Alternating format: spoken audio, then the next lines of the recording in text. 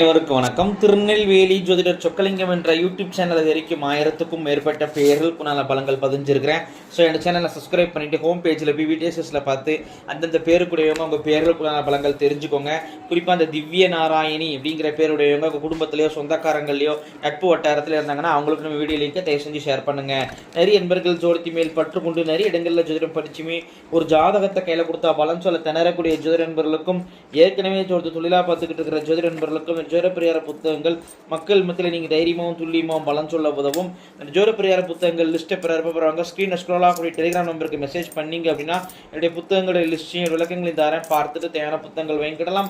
Astrological consultation, ஜாதகம் பார்க்க, ஜாதகம் எழுத, பிறந்த குழந்தைங்களுக்கு அரசு பேர் சூட்ட, திருமண பொருத்தம் துல்லியமாக பார்க்க, குலதெய்வம் அறியாதவங்க குலதெய்வம் அறிய, அஸ்ட்ரோ நியூமராலஜி, அஸ்ட்ரோ நேமாலஜி, ஜாதகமே இல்லாதவங்களுக்கு பலன் சொல்ல போன்ற அஸ்ட்ராலஜிக்கல் கன்சல்டேஷனுக்கு தாராளமாக நீங்கள் நினைக்கலாம். குறைந்த குருதட்சணையில் தரமான ஆலோசனை வழங்கப்படும். நேரில் வரணுங்கிற அவசியம் கிடையாதுங்க, ஃபோன்லேயே பலன் சொல்லிடுவேன். சரிங்க, இன்னைக்கு பதிவுக்குள்ள போவோம்.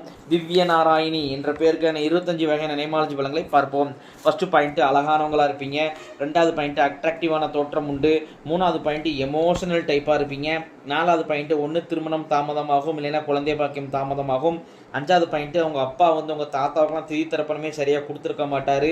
ஆறாவது பாயிண்ட் இதன் காரணமாக ஒரு குழந்தை உங்களுக்கு ஏமாற்றத்தை கொடுக்கும். ஏழாவது பாயிண்ட் அப்பா கூட பிறந்தவங்க ஒரு கூட பிறந்த உடன்பிறப்ப பேச்சுவார்த்தைலாம் விலக்கி வச்சிருப்பாரு.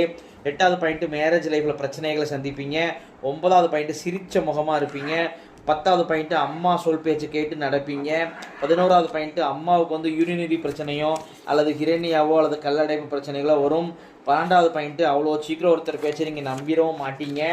13வது பாயிண்ட்டு இடம் வீடு சொத்தா லாபம் உண்டு. 14வது பாயிண்ட்டு அப்பா மேலே அதிகமான பாசத்தையும் கடந்த பக்தி உண்டு.